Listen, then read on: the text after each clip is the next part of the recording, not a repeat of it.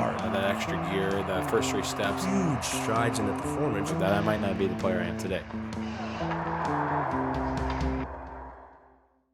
Welcome to another episode of Behind the Gear. And today we've got one of our returning guests here, Mitch Stewart with TPH and the Total Package Strength, Speed, Strength, and Conditioning. Banged it out. It's great to be back. It's been a little while. Yeah. Oh, I mean, you've been in the dungeon. Been locked down in the dungeon. Just working with the boys and the Still girls. got no windows in here, though. We need to... No, I know. Set up a different studio a little bit. It's a little bit, it's pretty nice. Yeah, it's black. Really nice. Got some good background. Yeah. Yeah, the sign. Pretty legit now. Yeah. So I mean, obviously the off season is a big time for us in on ice training and off ice training and things like that. But over the last couple of years, we've kind of seen the numbers grow a little bit, especially with that NHL kind of pro group and then the junior guys and then even with the younger kids as well. What are some of the things that you see over the last couple of years, I guess, when you're looking at off ice training? Are parents more engaged in their off season with their kids? Like, are parents seeking it out, or are a lot of the kids the ones, especially at that junior age, are they the ones kind of, hey, I got to do something here. I got to get in better shape for camp or better shape for next season? I think it's definitely a combination of both. I think it is a lot of times the kids reaching out and getting interested, and then maybe they're saying to the parents, Johnny's over here going to TPH or wherever he's going, working out 3 times, 4 times, maybe 5 times a week. And I feel like I need to start doing those things in order to keep up. And I think that happens a lot of times. You're 14, 15, and actually a lot of times that's where we want the kids to seek out. I think sometimes the parents are more like 8, 9, 10 years old. We're like, we need to get a kid in the gym. We get quite a few emails actually with like really young kids looking to start strength training and stuff. And that's not something, there's certainly things you can be doing, but not strength training. At what age, if you were talking to some parents, with maybe some young kids that maybe play AAA or even AAA, at what age would you say is that kind of sweet spot for them to start getting into like strength training and learning proper lifts and things like that? I guess first I want to define what I'm thinking of as strength training, because I think that kids can be doing body weight strength training, more like gymnastic style body awareness type stuff. But if you're progressing towards doing good push-ups and pull-ups and that sort of thing, like I don't see much of an age requirement for that stuff. But if you're trying to do it, you see the pro guys doing like cleans and snatches and heavy squats and deadlifts and all that kind of thing, I wouldn't be pushing that stuff until honestly, like even 15, 16, 17, but could start learning the patterns that would be required for that stuff at as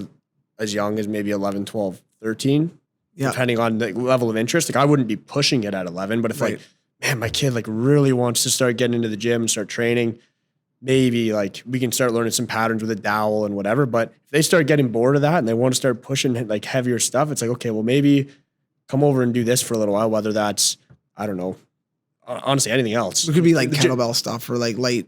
Even out of the gym, maybe like go gymnastics and I come out, or MMA or whatever it is, and then come back to it later. But like, I just don't see the value in loading at a young age, like loading heavy. I think learning patterns is the more patterns you can learn, the better. Yeah. And when you're talking about patterns, it's even pattern be learning how to do a proper push-up or a proper squat or deadlift or like those more complex lifts, obviously. Right. But we talk about this all the time and we've beaten this to death, but just becoming more athletic, right? Like doing gymnastics or playing soccer or baseball or moving, moving the right way will definitely benefit you in the gym later. If you are a little bit more athletic, Like just, learning to connect your brain with your body. Like you can really see kids that have done a lot of different things when they come to the gym and you give them some movement cues, like whether that's, hinging at the hips or squatting or whatever it is, they can pick those relatively simple movements up well if they've done a lot of other movements with some guidance.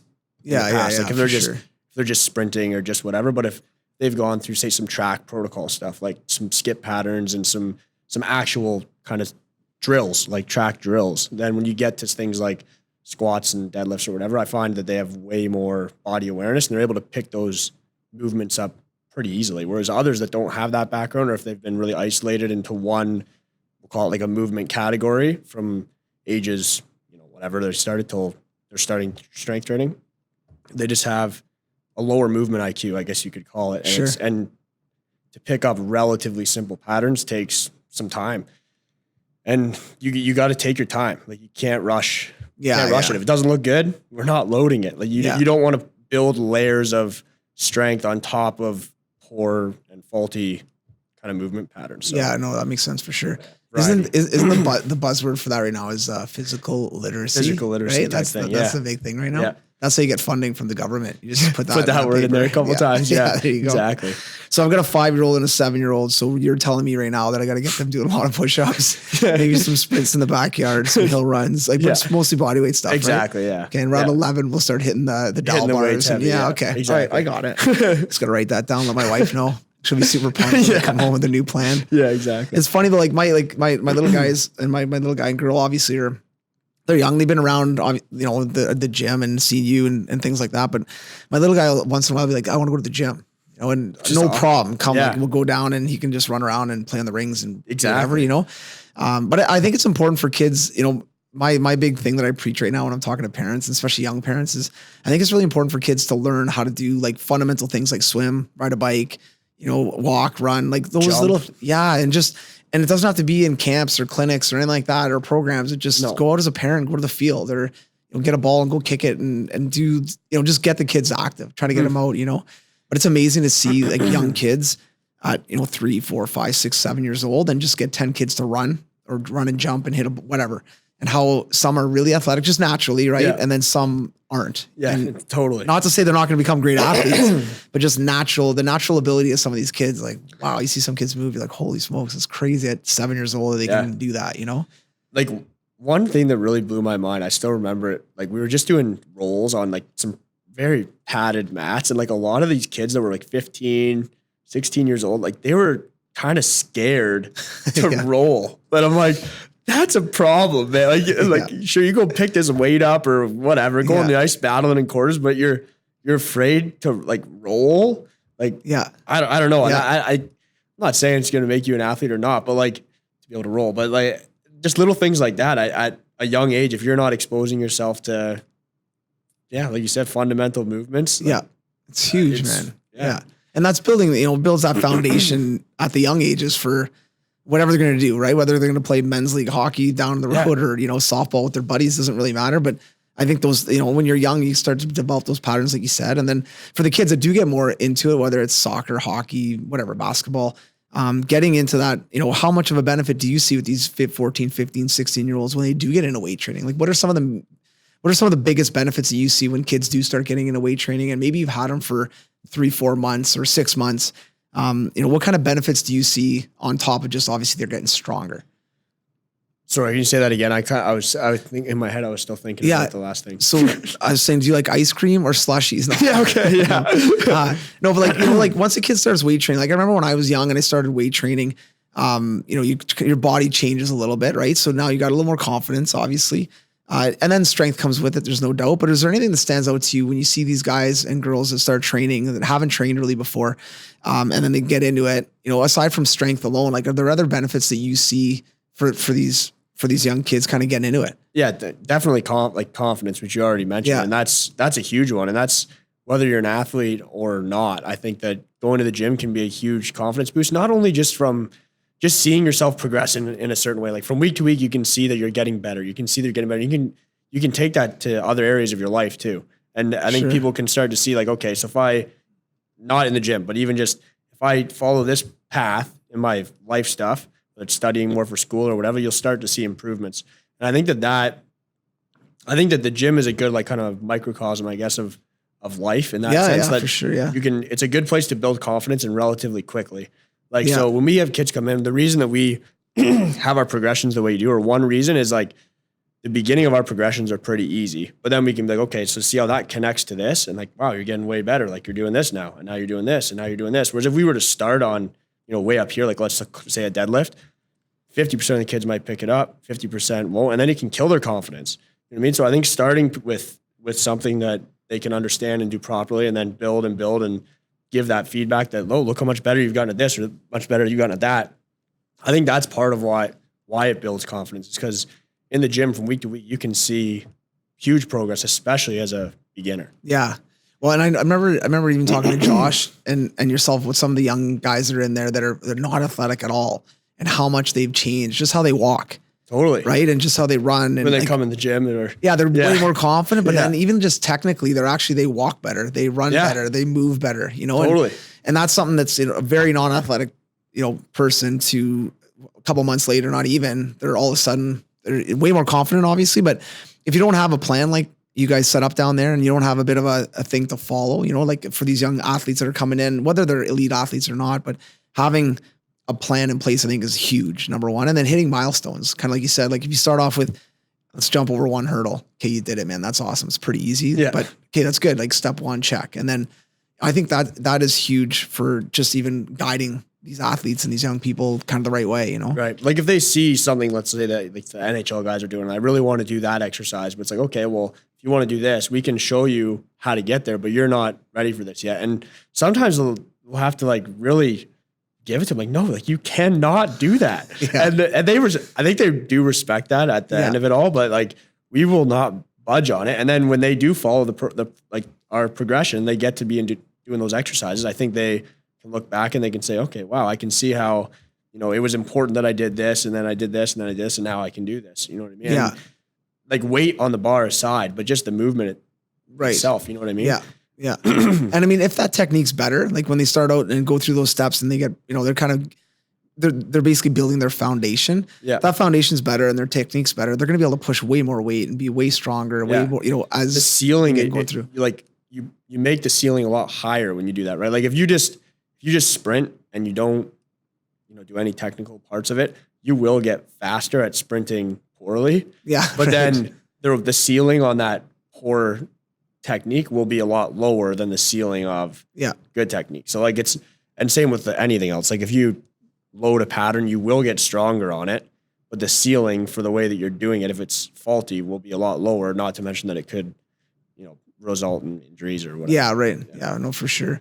And as you're dealing with these athletes, I know as they get older, the parents kind of get pulled out of it a little bit. They're not as involved, but do you still get a lot of emails from parents or calls or talking to parents just at the rink or in the gym?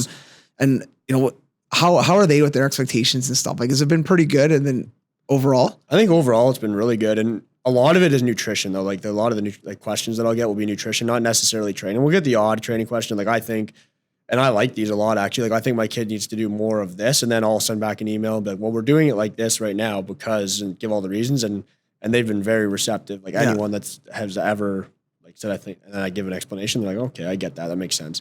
Like for example, like I think they should be doing more heavy this. Well, we're doing these things first, and then we'll get there. Yeah, and they're like, okay, that actually makes sense. And then since we've been doing more on like social media and Instagram and stuff, there's been more parents like sending messages and liking stuff and reaching out a little bit, which has been really good. That's cool. I think maybe before they just, I don't know if this is a bad thing, they just didn't have the contact. Yeah. Didn't have the email address. You might want to delete Might your not be a account. bad thing. Yeah. No, just kidding. Yeah. But that's actually been really good. Like to have a little bit more interaction that way. Cause we deal with a lot of athletes, and then obviously there's a lot of parents, and being able to have that communication is really good, I think. No, it's huge. So we only have like the parents only get crazy when the kids get on the ice, then is what you're saying. Pretty much. Yeah. We got it easy. Yeah. Yeah. You know what I think part of that might be from too, though, is a lot of the parents understand hockey, the game on the ice. They kind of get it. Some of them played, they watch it on TV.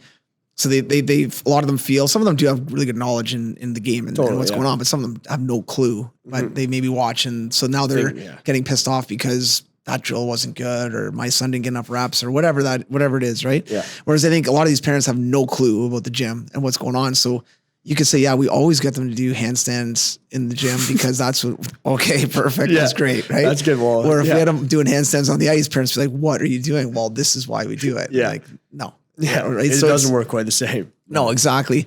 But that's one of the biggest deterrents, I think, for a lot of the kids, or the biggest, I think, things that pull kids back is the way the parents address, for us on the ice, the way the parents address the on ice. They put too much pressure on the kids, or they're micromanaging, they're talking to them too much about the development, what they're doing on the ice and all that kind of stuff. And I feel that it's really hurting the kids' development kind of going through. I had conversations this past week with some parents about, kids are 8 years old. Nobody's good at 8. Like you're kind of good for an 8-year-old, but you're not good. Like you're not going to make the NHL when you're 9. No, your shot's not like, you're good for that age. That's fine. But like, you're not good yet. Like you're going to get better, and it's just, my number one thing is, well, did he have fun, or did she have fun on the ice? Like, well, yeah. Well, why are you complaining? Why are you mad? Yeah. Like they had fun. Yeah. But they didn't get enough reps in on that drill, or I didn't feel that they were pushed hard enough. Okay. Who cares? They're 8. Like, man, give them a second to mature and grow up and get better. And I think if parents are going to take a step back sometimes and just look at the whole, what they're doing. They're on the ice, they're getting activity. They have people around them that care. They have coaches out there that are working with them, whether it's in the gym or on the ice. They're in a good environment and they're having fun, man. They're being athletic. They're sweating. To me, that's the big picture right now at like that 5, 6, 7, 8, 9, 10, 11 even. And then obviously you're going to get more, more serious as you get going, let's say Adam, Pee Wee, 9, 10, 11, 12. Some of those kids are going to start really wanting to do more and kind of get more serious, which is fine. But parents need to really, I think, take a step back. And I know you've mentioned this to me before too, but like, because so I don't want to say any names, but like some parents, they like really care a lot, but they don't say a lot, but they will talk to you. Like, what are some good, like, what's a good approach for them to, that's a good point. Talk to you? Because like if they want to just ask, like, well, so what do you do? Like, so that, I'm sure I said this line to you before. I said it a bunch, but like every single parent's crazy. Like you're not a parent yet. You will be, and you're going to be crazy. I'm crazy, but whoever hides it the best is the least crazy. So you go to a rink, you see crazy parents. Well, that's just a parent that can't hide his craziness, or she can't hide her craziness. That's okay. I'm crazy. Like I'll be watching my son play soccer, my daughter play soccer, and I'm like losing it. And my wife's beside me. I'm like, oh my God, run for the ball, because I know they can do it and they just don't. I don't say anything, and I don't say anything to them. I'm usually positive, in the car, I'll kind of squeak my way around it. But to answer your question, like if someone's going to approach a coach, whether it's a volleyball coach or, don't go at them with like, this shouldn't happen, or why is my kid should be playing more, but ask the right questions. Like, hey, what can my son do to be better at spiking the ball? Or, I realize that, maybe he's not playing that much and his vertical's not good, or he's not that fast. Let's say for hockey, like, I realize, maybe he's not playing a lot. Like, what are some things that he could work on to get better? Like, I think those are the right, approaches, because we all have stuff we need to work on. Right. And trying to get feedback on that, on like, how could he become better? You know what I mean? But parents just react right away and they get so upset. And a lot of times they don't ask those right questions, like, or any question. Like sometimes it's not even a question, right? It's just like for sure. They're trying to tell you the way to do it. And it's like any other like job, I guess. If I came into your job and said you should have done it this way, like maybe it's better if I come and say, hey, why do you do it that way? Or what else could you do? Like I think it's is far more productive, because I get that you get the parents want to be involved for sure, which is fine. Yeah, it's great. Yeah, but like as a coach, no problem answering a question. But if it's you feel like you got to put your back up, like, well, you're in one, right? Yeah, it's not. Yeah. And I mean, every parent like loves their kid and wants what's best for their kid. So it does suck when your kid's not playing well, or your kid has more potential and it's not coming out, or your kid's intimidated, or whatever that is, right? And so you want to get involved and you want to get answers, right? But I think there's a way to do it, and right. I think sometimes parents are too abrupt on it, especially through email or text. Like they'll get really, like this is years ago now, but I had a parent text me, like kid was playing junior. It was playing here. I was at the game. So was the father. We were at different ends of the rink. Kid comes in, misses the net, like nice, good hard shot, misses the net, goes high. I get a text. Why is he not hitting the effing net? What? Like, I'm not. So we got to send an NSDA video over and be like, well, just have him watch his video a couple times, go downstairs, practice shooting, and then it'll be fine. That's crazy though. Yeah. So my response was, well, hang on, maybe my joystick's broken. I'll plug my joystick back in and I'll make sure I operate them correctly and we'll hit the net next time. Like, how does that make, so it's just, and I understand where he's coming from. I get it. But that's where I think that, parents need to like, or if it was like, what can he be working on at home so he can get a little better at hitting the net? Because I noticed he missed the net 100 times. Yeah, well, exactly, right? And at the end of the day, if you played any kind of hockey and you were a decent player, you missed the net a ton. It's just part of the game, right? So, but and I think it's just the approach. I think parents need to like sit down and think first before they react sometimes, and before they start going at coaches or other parents. That's actually another good point. You said that, like, what do you think of, like you said, they're 8 years old, they missed the net 100 times. Do you even mention it to your kid that they missed the net 100 times, or no, just leave it alone? Like, I agree. Have like fun. Like, like if they're like, if your kid comes up to you and asks, hey, like, I think I need to get better at my shot. Like, okay, perfect. Well, maybe try this or try that, or we need to schedule something with one of the guys at TPH or whatever. Yeah. And then you can practice that stuff. But otherwise, just like, let him miss the net. 100%. My little guy was asking, and my daughter actually was asking to come skate. So I had a group on the ice the other day. So we had a little bit of ice after. So I said, well, come, Mom will drop you off. You guys can come out on the ice. So they put their gear on. They came out. And I didn't say one thing to them about like, do this better. Hey, let's do this. Or we'll set up cones. Like, they just played. My daughter held onto my stick and I flung her around. Like, my son was playing with Whitey a little bit on the ice. He stuck around for a little bit. And then when everyone was left, it was just the three of us, like, just kind of had fun. And they were just skating around. And If you wanted to flick it, flick the puck, fine. If you wanted to shoot it properly, fine. Like there's different, like now, then he'll come to me at one point and he said, Dad, I want to play more competitive hockey. Now he's 7, so there's not really much competitive hockey at 7, but I'm like, well, buddy, if you want to play competitive, like you got to start practicing. He did say that? Yeah. He's like, I want to play like more competitive. I'm like, well, you got to start practicing. Like I got to see you shooting pucks and doing things like those other players do, whatever. Now, I don't want him to play more competitively. Selfishly, I'm like, no, you're not playing more competitive. Take your time here. Yeah. But it's those things. And I think those are the lessons. Like if you want a new stick, if you're 13 years old, hey, Dad, I want a new stick. That's like $250, $300 for a top of the line stick. You better be shooting pucks in the garage because I'm not buying you a stick. Mm-hmm. If you're not stick handling in the driveway or shooting pucks in the garage, no way I'm buying you a new stick. Mm-hmm. Where now I think a lot of these kids like just get, right? And I think it's really important, going back to the young kids is, let them have fun. Let them enjoy the game. Not to say that you can't, as a parent, you can't coach a bit and have some fun and mix it in there a little bit, on teaching them some different things. I think that's great. But I know for a fact there's parents out there that have stopwatches at public skating and watching kids doing blue line to blue lines, or are out there like full on doing a private lesson with their son or daughter during public skating. Like I've seen it, and I don't know. I have real mixed views on it. I don't think long term that's the way to go. I just don't think it's. Well, I don't think it's good. What do you think is there a higher likelihood of your kid coming up and asking like, hey, I want to get better at hockey if they're just having fun first and then they decide they want to get better? Or are they more likely to want to get better if every time you're like, you got to get better? I totally agree. I think just let them have fun. And then if they will ask. Yeah. If they really like it, like, I think, then they're going to come to you and say, hey, kid, so I don't know. No, but I like just from my two, like, I think that's, like let them enjoy it. I want them, when they were young, I wanted them to enjoy the rink. I wanted them to enjoy the soccer pitch. I wanted them to enjoy riding a bike. Like, so I just let them have fun. Let them do it. Help them out a little bit. Obviously teach them how to do certain things, but let them have fun. And then, if they do like it. And now let's say my young daughter, let's say that she loves hockey. Let's say she really gets into it. She wants to do more and she's getting to that 9, 10, 11. Then we'll open some doors. We'll get lessons, maybe do some other things, but she has to kind of drive that. I'm not going to be like, hey, we're going to do a private lesson today when they're like, I was playing outside. Like, I don't want to go. No way. That's not likely they're playing outside. It's probably playing video games. Playing video games or on an iPad or something like that. Yeah, exactly. Right. So I think that's important to like, let them drive the car a little bit. Let them be the ones that drive it. And that whatever that is, it doesn't have to be hockey, but whatever sport that is, like let them kind of be the ones that are kind of pushing it, But now, like, if you look at kind of the older guys now, like those kind of major junior guys, and especially, the NHL guys. And we're fortunate here that we've got a bunch of like young NHL guys that are playing games, that are played. Some guys are steadies, obviously, in the NHL.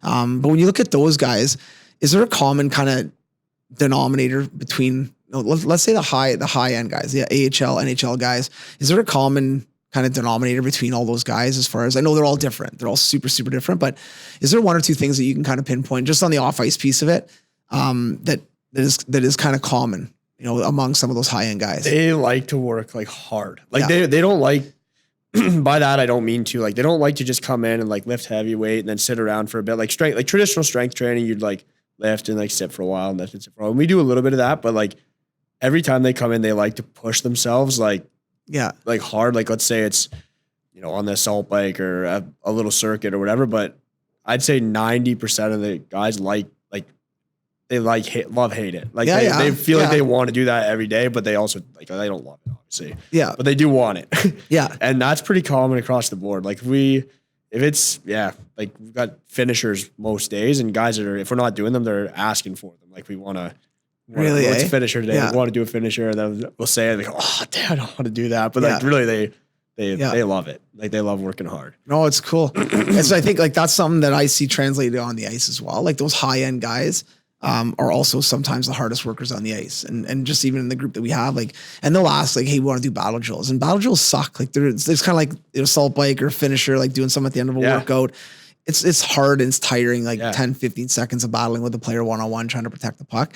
But like now we're kind of getting into August, so we're getting a little bit pushing, kind of not close, but getting closer, season, right? Yeah. And these guys want to get more game ready and so they have no problem putting the work in. Yeah. And it's fun to see, them come in here for an hour and a half workout or an hour workout, off the ice, and then go on the ice for an hour. And then a lot of times guys will go do other things. They'll go do yoga, or they'll go for bike ride, or they'll go rollerblading or whatever, and putting the work in. And when you look at those high end guys, it's not really by accident that they're there. You know, they put in work from young ages, right? Look at that. Most of them from 11, 12, 13, they've been starting to do something, right? Yeah, 100%. I mean, now it's paying off, right? And I know, like, I think a lot of them, honestly, those high end guys, they live fairly active lifestyles outside of the rink and the gym too. Like, not 100% of them, but I'd say there's some guys who like the video games a lot. But a lot of those high end guys, I'm telling you, like, they're going for walks, they're going for, like you mentioned, rollerblading, they're going out on the water, they're going and like they're out doing stuff. They're not a lot of times sitting around like too much golf, like a ton of golf. Yeah. Like and I'm not talking like they're doing like hard workouts outside of here, but they're living an active lifestyle. A lot of them, like more than a lot of the kids. Like a lot of the kids are living a much less active lifestyle, I think, which is kind of crazy. Which is pretty crazy, yeah. Because those kids don't have like a couple $1 million in the bank, probably. No, like they want to sit around, which I don't understand. Where a lot of these guys, like a lot of those guys, like of course they rest. Like rest is important, but they are, a lot of them live pretty active lifestyles. Whether it's golf or it's, like I said, like hanging out in the pool, swimming, whatever. Like, but it's awesome, and I think that is a massively overlooked aspect of being an athlete. It's coming back to being an athlete. Yeah. Yeah. It's also, I think, something to do with a little bit of our culture's changed a little bit over the last bunch of years, right? I think that's part on even how we parent and you know, everyone's busier. We've got more cell phone usage. We got, you know, iPads, all this stuff going on. Parents are busy. They don't have time to go to the park after work. They don't have time. And I get it. That's part of life, right? But if you make that time at, you know, 5, 6, 7, 8, 9, then your kids want to be outside. You know, don't get me wrong, man. Any kid that you can give an iPad to is going to take it and they'll sit on it for 3-4 hours. And that's the easiest parenting. It's the best. Like, go sit on iPad for 2 hours. I get peace and quiet. I can talk to your mom. I can do whatever. Right. Yeah. But then also I think, you know, as a parent, you're like, no, like half hour's done or an hour's done and we're going and we're going to go bike or we're going to go outside or we're going to do whatever. And the kids love it. Like they forget about the iPad and they usually snap for good, maybe 5 minutes afterwards. It's almost like, you know, they're in withdrawal. It's kind of crazy actually. You see it. It's unbelievable. Like you take an iPad away from a kid. Really? Like our kids, and they're not on it a ton, but they'll get it like at night before bed a little bit, and then on the weekends in the morning, sometimes in the afternoon, whatever. But we'll take it away. Hey, 5 minutes, we're gonna shut them down. Like, okay, no problem. And then, okay, we're shutting them down. Like, okay, and they turn them off, and then it's like, I'm tired. It's like, what just happened, man? 2 minutes, two seconds ago, you're totally fine, and all of a sudden, like, as soon as the iPad's gone, it's a nightmare. And then once you get over that like couple minute hump, then it's rolling. We're going again. Like give them a snack maybe or something. Then well, it's insane. I heard something just a couple days ago. I was talking about it again this morning. So I find it insane. But there's this kid that I guess they just won like $3 million or something from playing Fortnite. Worst thing that could happen. And then they started talking about how this kid plays 10 hours, like average 10 hours a day of video games. And I was honestly, if someone said to me, I'll give you $3 million to commit for say 5 years even, because it'd probably take at least that long to get for sure. like at minimum. But you have to sit in front of a computer screen or what I don't even know how you play Fortnite. Like I don't play that stuff at all. So I'm on the extreme end, but no idea. But I would not do that. No, like I could be a tough one. 3 schmil would be. Pretty nice. I know 100%. I couldn't do it. It's tough. One. I'd go crazy. 10 hours though. That's a lot. That's a long time. It's a long day. I feel like I would feel my brain melting.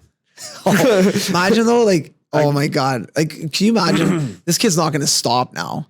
No. Right? So now let's say 10, 15 years of just hammering video games. Like, what are his eyes going to be like? What are his like arms going to be like? He's going to have carpal tunnel problem. Like, it's going to be. They give scholarships now at universities for gaming and stuff, which again, I find so mind blowing, but like, I guess it makes sense that there's a shift like in things, but like, it's crazy, it just blows my mind. You got one kid like on a full scully for like basketball or hockey, and then you got another kid on full scully for video gaming, which is insane. I mean, it's great, I guess. No, it's kind of nuts though. Like that it is. And the thing with that happening, it's like the Raptors winning the championship. Well, more kids are going to get into basketball, which is cool. It's awesome, right? Good buzz about it, right? Totally. Well, a kid winning $3 million, probably going to be some more kids pushing video games, and some parents, I bet you'll be like, you're pretty good, man. You got to get you go do it. Yeah. Start coaching video games. And for those parents, man, they're so lucky. Like they don't even have to deal with their kid. The kid's in front of the screen all day. 10 hours. Lock the door, lock the room. Yeah, get out of here. Back in a couple hours. Yeah. Totally. Yeah, it's nuts, man. But I mean, no matter what the craft is, like, you know, this kid who won, I mean, that's pretty impressive because Fortnite blew up for a while. Totally. And, you know, obviously, like, aside from him being on a couch or a beanbag chair for 10 hours a day, impressive that he put that kind of work and that kind of time in a win. Like, regardless of, and I see that side too. And that's where it's like tough because you're like, I guess, like, if you love it, you're doing it. I don't know. It's good. It's insane, man. It's crazy. But even like some of the pro guys, because you know, when you're playing professional hockey, usually, like, let's say it's not on game day, you're going to the rink at 8 o'clock, 9 o'clock, practice for an hour and a bit, work out, probably home by noon. So you think like some of these guys, man, from like noon, 1 o'clock till who knows, 10, 11, like, not that they're playing the whole time, but some guys are putting in good shifts of like 4 or 5 hours on video games. And that's where it's like, and that's what I'm saying with the active lifestyle. Like, I mean, because even if you're on the ice, you're in the gym and you're doing 2 or 3 hours of things, 4 hours, I mean, like per day, there's still a lot of time to sit around too, which is, that is also important. But I don't know, when I'm hearing about what guys are doing when they're not in here, like, I'd say a large percentage of them are doing active stuff. But now, when you think of when you're kind of looking at like this pro, again, we're kind of like look at that elite group, like that NHL, AHL kind of pro guys. How do you find their like lifestyles as far as partying and stuff like that? I think a lot of younger people might think it's a lot different than it is. Like, and I don't know if we have a different group of people here than maybe some others, but like they don't go out like and party like much at all. If like, a bit, but I agree. Like, I very seldom, way less than friends in university, way less for sure. like, for sure. Like, and I once a month. Yeah. Like I seldom see, now think back like 5-6 years ago, some of the guys that we had in here, and you'd see every once in a while on a Thursday. It was a different group. Or a Friday they'd be, but I think hockey's changed a little bit too. Like, there's been a lot of like jokes about, you go back to the hotel and guys got their gaming systems out and they're playing games rather than going out for a team dinner or going to get liquored up, which I'm fine. I'm from the old school mentality. I'd probably be the one going to get liquored up, to be honest with you.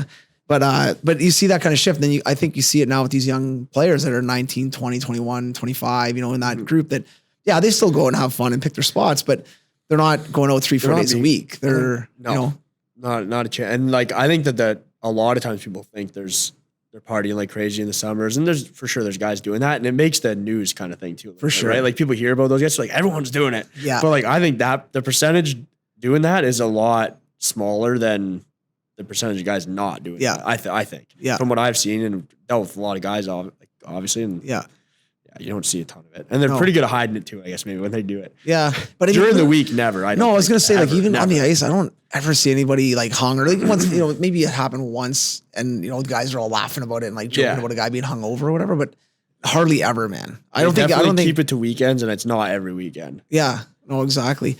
Now, when you're like, when you look at the groups that you have right now, and we've always been, for the most part, we have some guys and girls that train individually, so do one-on-one sessions, which for some people, I think that's awesome, right?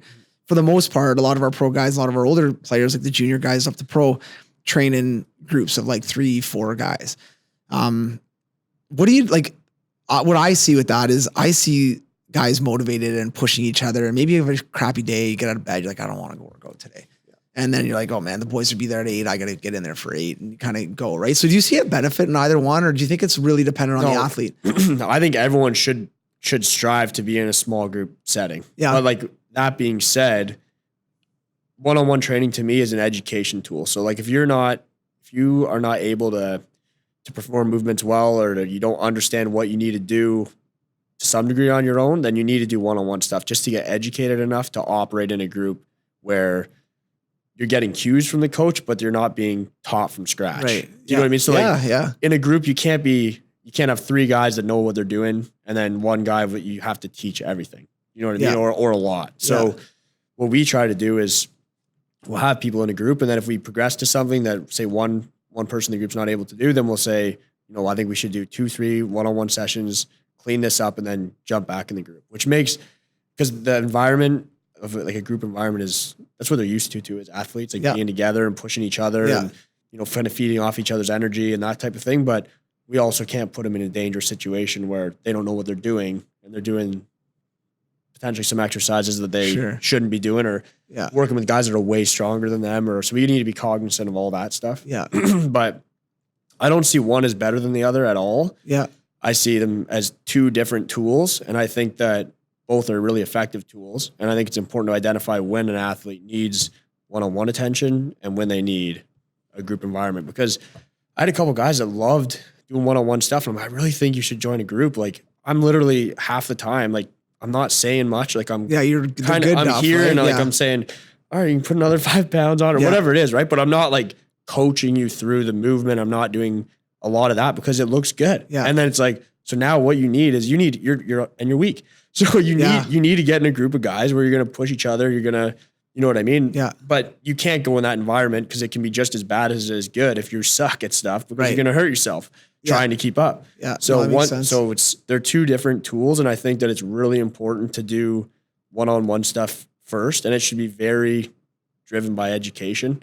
And then once you've learned whatever you need to operate in the group, then I think you should be in the group, because like there's a lot of motivating, whatever. I really like that though. And I never thought about it that way, to be honest with you. I've always kind of taken it more that maybe it's better for, some like, and it probably is better for some guys or some girls that get distracted a little bit or whatever. But when you have high level players, whether they're 14, 15, 16, that are motivated working together, it's awesome, man. Cause they push each other, and they're rooting each other on, and and I think I agree with you. Even on the ice, like to your point, doing privates or doing a one-on-one session on the ice is super technical. We're doing on individual things on that person to help tweak or make them more efficient or make them move better on the ice, shot, whatever we're working on.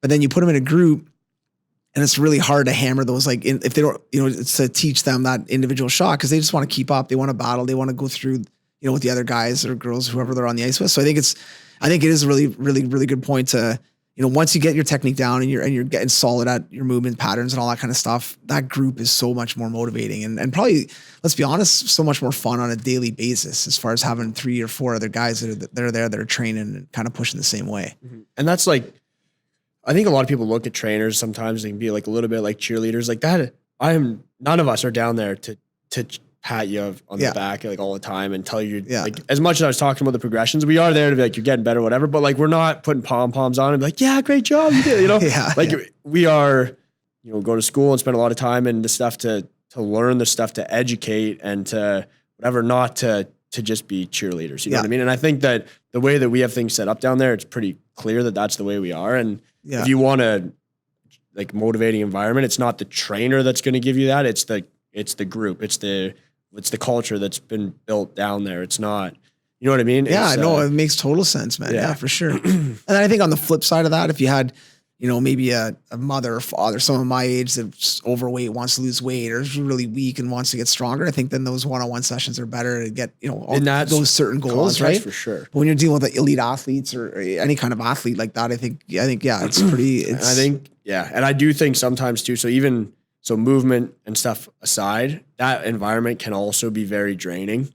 Like if you're in a group all the time, you're always pushing yourself and you're looking at what other guys are doing. And especially if maybe you're like middle of the pack to the bottom of the pack in terms of strength and whatever, like I think it's important as a coach to be able to recognize when something like that might be a bit of an issue too. And hey, maybe we should do something a little bit later or whatever it is, or like, do you want to come in later? At least give the opportunity to get out of it for a bit. And maybe it's a week or 2 weeks where you're out of that group and then you're working on stuff and kind of building yourself up and then get back into it. But like, because some guys too, I think it could be very, it could be like a certain personality, right? Just too much. Yeah. Oh, that makes sense for sure.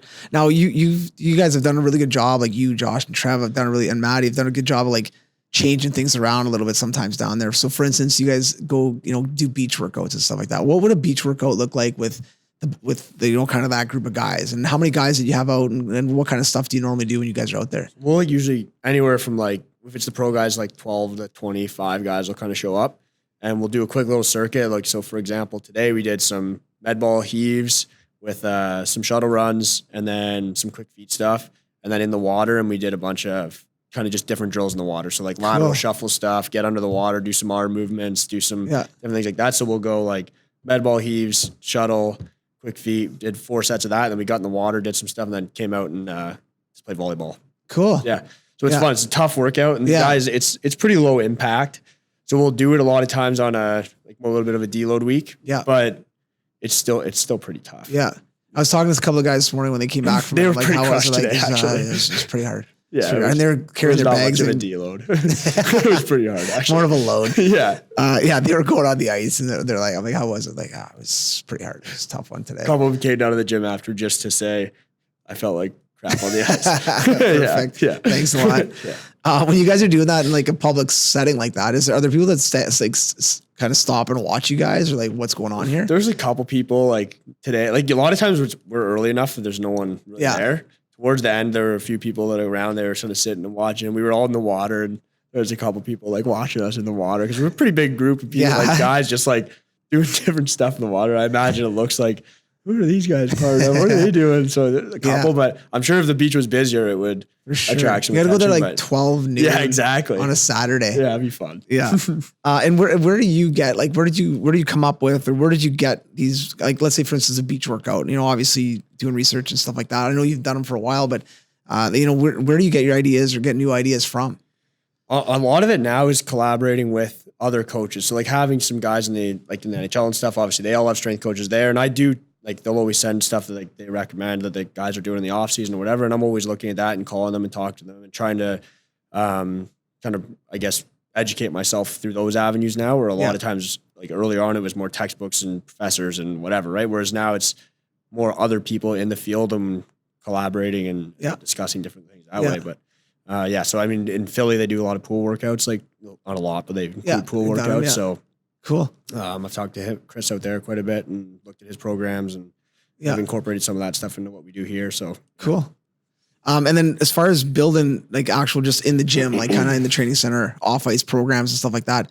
I mean, we've talked about this before, but you and the whole group down there have evolved a ton. If you look back on what the workouts were like 10, 7, 8 years ago, it was like way different, right? And part of that evolution, I think, for the most part, is obviously things have changed, but there are still coaches, strength coaches out there doing the same stuff they did 10 years ago and haven't changed much. You see it.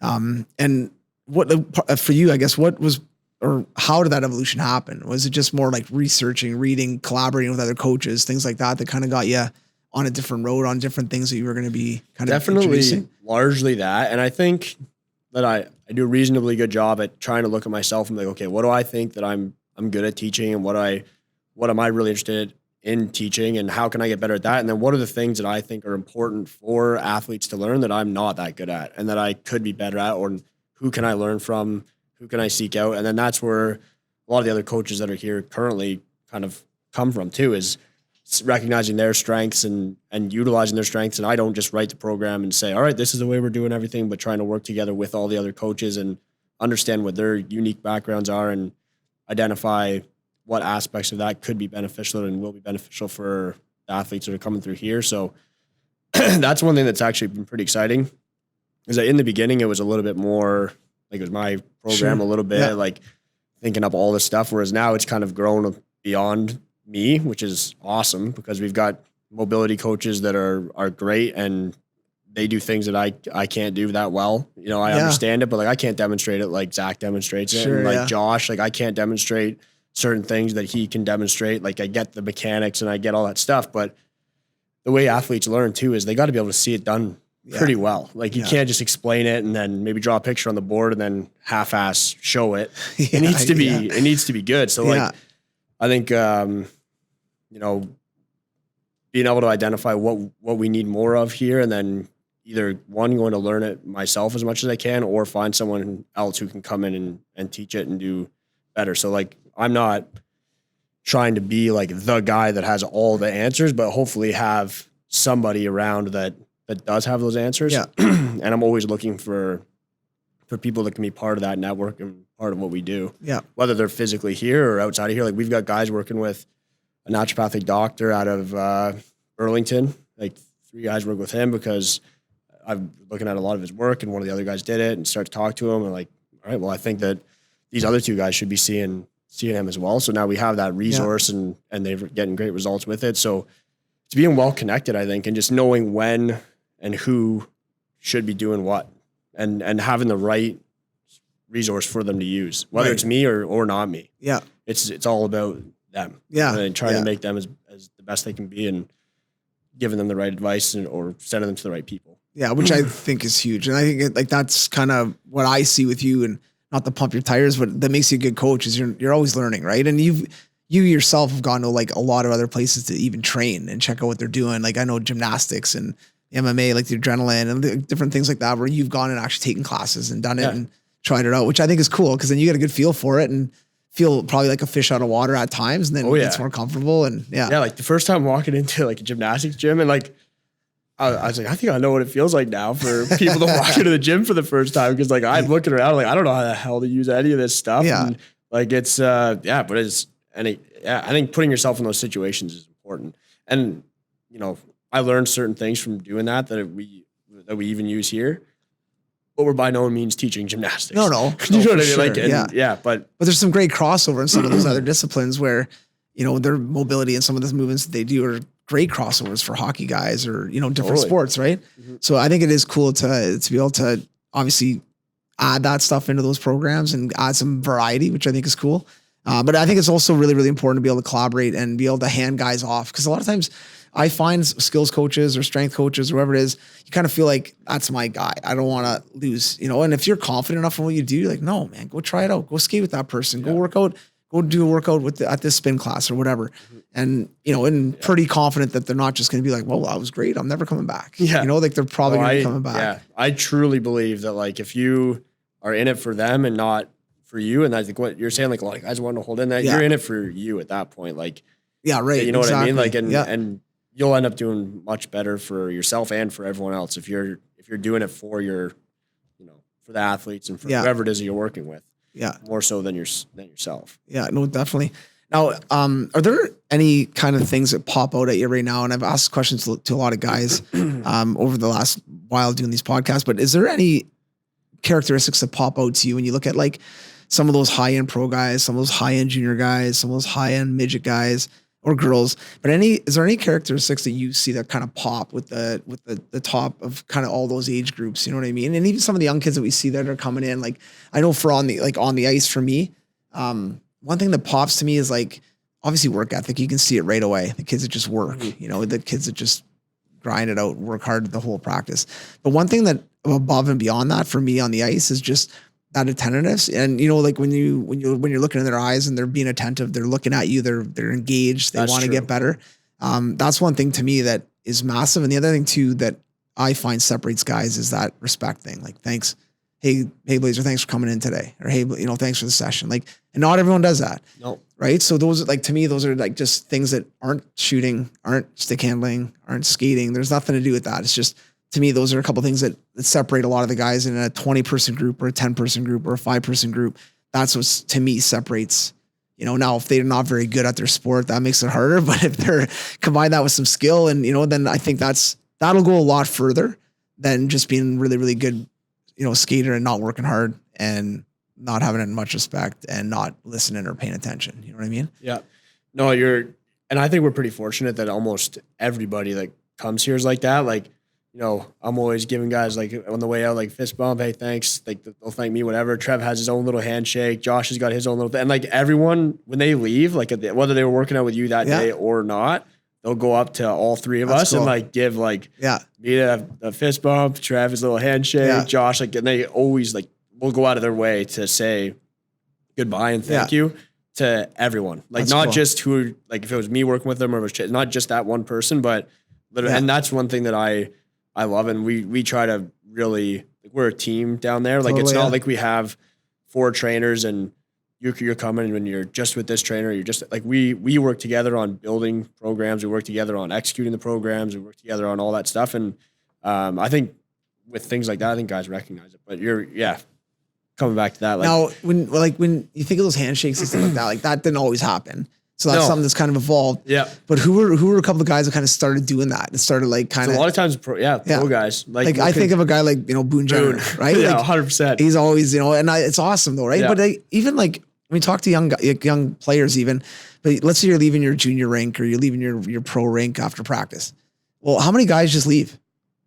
And how many guys go around and say bye to the trainers, bye to the guy who sharpened your skates, bye to the equipment manager, bye to the, you know what I mean? Whoever's there. Yeah. Like, you know, and to me, those are like, again, going back but those are life skills that are learned along the way. some dad told his son, make sure you Don't go say walk bye out of here without go say bye to grandma before we leave. Go say bye to uncle before, whatever, right? Yeah. And I think that's, but it also, that's like a character thing, but it's also contagious. Mm-hmm. So Boone starts it, but we'll probably another guy who kind of started it, and like a couple of those higher end guys that have been around, some other great leaders, right? Mm-hmm. And now, everyone's kind of doing the same, which is awesome. Like that is great, but that's that team atmosphere, that group workouts. You're bang on though with Boone. May have been part of a shift on that one, even a little bit. Like because every day, and he'll go up to everyone, for sure. And I don't know that it wasn't always like that for sure, but now it's almost everyone in the gym does that.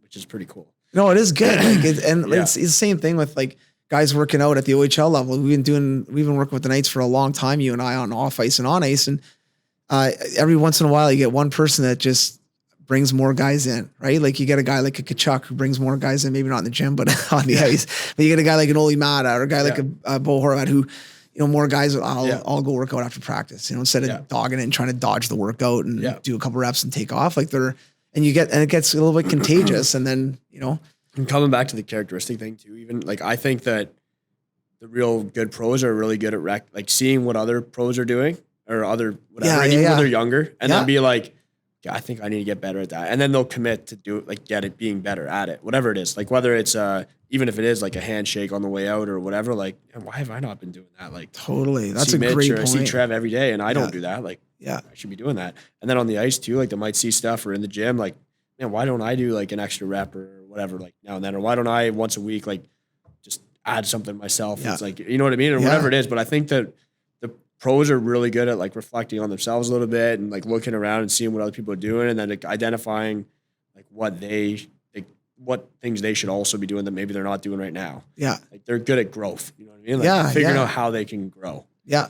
I think that's a really good point. And even for young kids, like, looking at that high end kid that plays on Elgin or Toronto or whatever, when you're playing them and look at the things he does on the ice and how he moves and, and trying to emulate some of that. And then when you see good leaders on your teams and stuff like that, try to take some little snippet. And I think you've done it through your life. I've done it through my life. You meet these people and like, I like how that guy spoke. I like how that girl, so full of energy. It just brought the whole room up. Like, I want to be more like that. Like that's one thing in the mornings, I try to always come in like, hey boys, what's going on? Like a little bit, like not necessarily downstairs when the guys are working out, but like, let's say in the locker room with the staff, like, say hi to everybody. Hey, how's it going? How's your weekend? How's your night or whatever?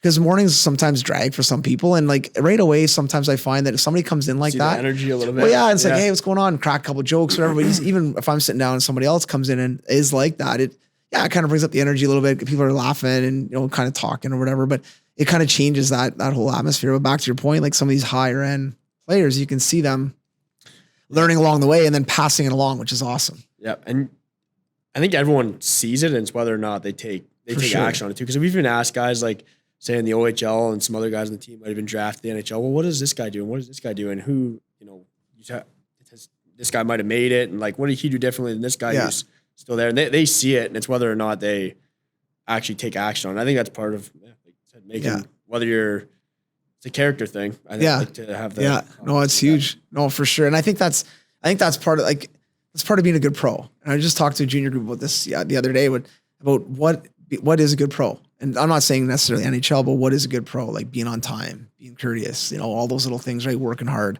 putting your time in and all that stuff. But you see the guys that are true pros and you're just like, that's it right there. Yeah. You see these guys, you're like, that's a true pro. Just follow that guy around for a couple of days and you'll figure out exactly what a true pro is, True. And it's cool that hopefully that stuff does get contagious and it continues to go down with the younger guys and they kind of learn from the older guys, I think. And, it's been cool. But what I want to do is I don't want to keep you all day, but I want to follow up at the end of the summer and kind of chat a little bit more and maybe see get a little bit more feedback on even like how guys did throughout the summer as far as progressing through their workouts and even some of the young guys that were just starting their first year here and kind of see how they did and, and just kind of talking in general. But big thing that I want to leave this with is off season is so important to make gains. You can make a ton of gains in the off season if you're at the right place and with the right people and on the right program and with the right plan. So parents and players that are out there that are not sure what to do next year, or I think it's really important to seek out a good place that fits, that's a good fit for the kid, obviously, or the athlete, but that has the right program in place for these players to make gains and be able to get better and get stronger and all that kind of stuff. Totally, that sounds awesome. Yeah. All right, buddy. Well, thanks a lot, man. Thank you. All right.